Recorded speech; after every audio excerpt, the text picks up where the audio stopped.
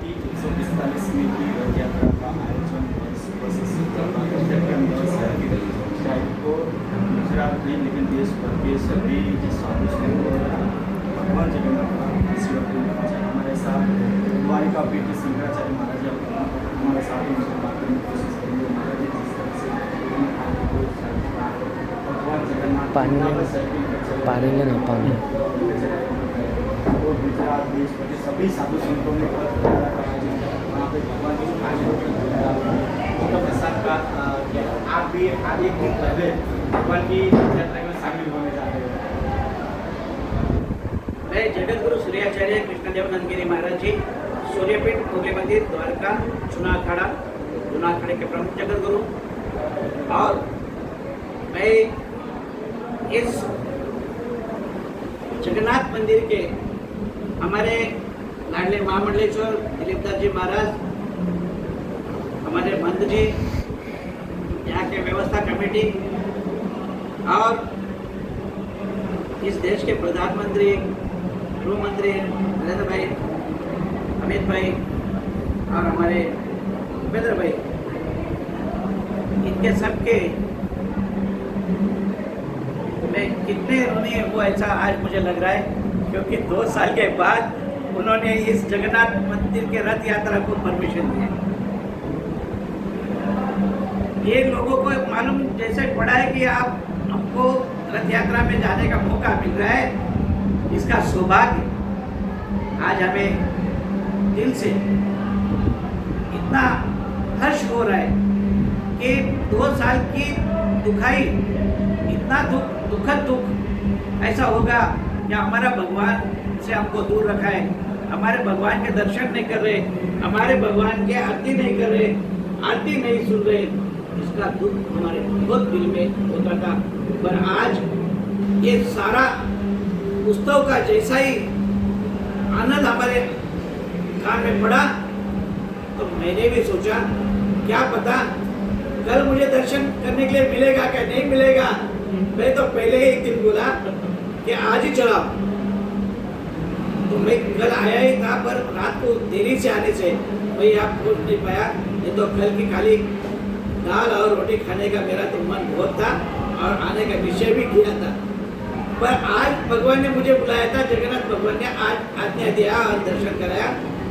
मंत्री जी ने, महामंडलेश्वर जी ने बहुत अच्छा दर्शन मान सम्मान हमारा किया।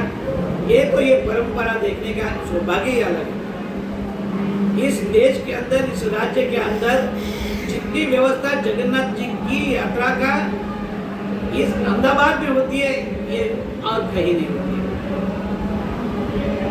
कल जो मंदिर के द्वारा पूरे देश के, गुजरात के सभी साधु संतों का कार्यक्रम किया, आप शामिल नहीं हो सके कि आपको इस बात का दुख है? बहुत ज़्यादा दुख है, बहुत दिल से दुख है, क्योंकि मैं चाहता था कि मैं जल्दी आऊँ, पर फ्लाइट 3 घंटा लेट होने से मुझे देर हो गई।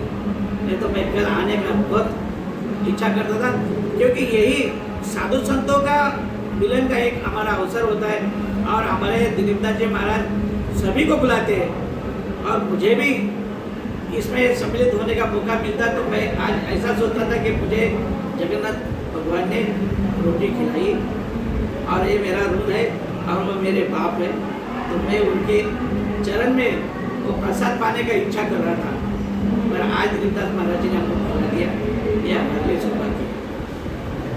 एक जो घटना थोड़े दिन पहले बनी है, छोटा सा बेटा था, वो पूरी घटना का जो एक प्रभाव होता है पूरे इंडिया में, तो आप इस घटना को किस तरह से देखिए? क्योंकि कहीं ना कहीं हिंदुओं का वहाँ कपड़ा दिखाई दे रहा है। तो कल एक साधु के साथ हमारी बातचीत हुई, मोदी जी बोला था कि एक साधु की एक क्या परंपरा है कि हिंदू धर्म की रक्षा करना, तो इस घटना को आप किस तरह से देखते हो? देखो, सबसे पहली बात है कि विश्व में अशांति चल रही है, पर भारत देश के अंदर अशांति को कोई जगह नहीं है, क्योंकि भारत के प्रधानमंत्री और गृह मंत्री इतने सक्षम है इस चीज को, फिर भी जिन जिहादियों ने ये कर्म किया है, मैं आपके द्वारा उन्हें कहना चाहता हूँ ये जो आपने कृत्य किया है, ये आपने सनातन धर्म को हाथ डाला है। आप भी कहीं ना कहीं हमारे सनातन धर्म के एक बच्चे हो, पर आपने अपना दोष द्वेष हमारे हिंदू के ऊपर निकालने का प्रयास किया है। ये मत सोचो कि आपने किया कृत्य इतना सहज हम लेंगे। इस देश के जो हिंदू है, ये आपको कभी भी इसमें छुटकारा होने नहीं देंगे, क्योंकि ये आप जागृतता, आपने हमको जागृत होने का आपने संदेश दिया है कि आप कहीं मुंह बाहर निकाल रहे हैं, जैसे बिल से सांप अपना मुंह बाहर निकालता है, तो हम जानते हैं इस सांप के मुंह को कैसा खींचा जाता है। ये हिंदुओं ने सीखना भी चाहिए और सीखा भी है, और आप सतर्क भी हुआ है। ये आपके द्वारा मैं कहना चाहता हूँ। बहुत सालों से अयोध्या राम मंदिर का जो होता था वो जम्मू कश्मीर भारत के बड़ा प्रधान नरेंद्र मोदी और अमित शाह आने के बाद तुरंत ही वो निकाल के गए, तो अयोध्या में बड़ा भगवान राम का मंदिर बनने लगा है। और वहाँ भी उत्तर प्रदेश सरकार की बात करें, योगी जी जो एक भी जो अपना जो हिंदू धर्म के लिए काम कर रहे हैं उत्तर प्रदेश में, तो उसका काम आप किस तरह से देखते हो? देखिए, भारत के अंदर आपके जानकारी के लिए बोलता हूँ, अयोध्या के अंदर हिंदुओं ने भी नहीं, मुसलमानों ने भी दान दक्षिणा दिया है, और मुसलमानों ने भी इस फैसले को आज के 40 साल पहले भी कहा था कि ये मंदिर हिंदुओं का है, पर कुछ लोगों ने उसको स्वीकारा नहीं। जैसे राजकारण के अंदर 90 साल से जो उसके विवाद को उठाने का प्रयास हुआ, आडवाणी जी की यात्रा से पूरा भारत जागृत हुआ। अटल जी ने इस बात को बहुत गहराई से सोचा कि हम रथ यात्रा के जैसा ही भारत यात्रा राम के नाम की निकालेंगे, और उन्होंने निकाला। वो लोगों की जागरूकता थी, और उसके बाद आज भारत के प्रधानमंत्री नरेंद्र भाई मोदी, अमित शाह जी ने और योगी जी ने ये निश्चय किया कि हमको इसका रिजल्ट लाना है।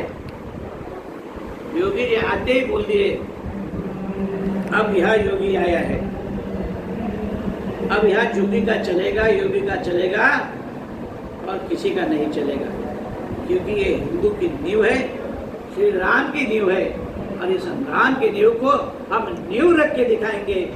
इसलिए सुप्रीम कोर्ट का इसी उन्हीं के आधार में इसका निर्णय आया।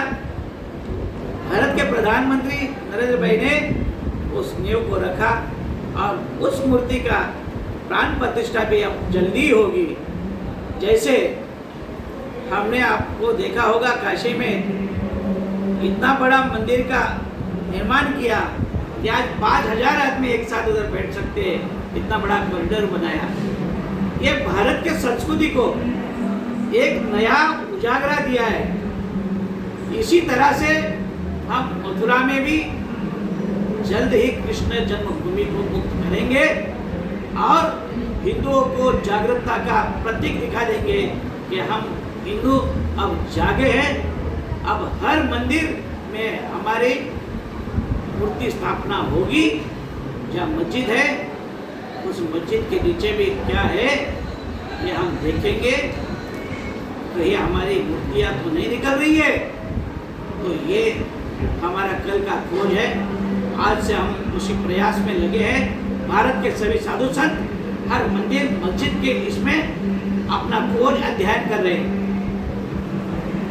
तो ये थे द्वारिका के आदि शंकराचार्य सूर्यपीठ के, तो वो बता रहे हैं कि जो जयपुर में घटना बनी है उसकी कड़ी निंदा की है, और आने वाले समय में जो राम मंदिर का प्रतिष्ठा का महोत्सव हो रहा है उसमें भी हिंदुओं का बहुत योगदान और साथ मुस्लिमों का भी बहुत योगदान रहा है। कैमरा मैन मुकेश टोटिया के साथ राहुल त्रिवेदी, ईडी भारत, अहमदाबाद।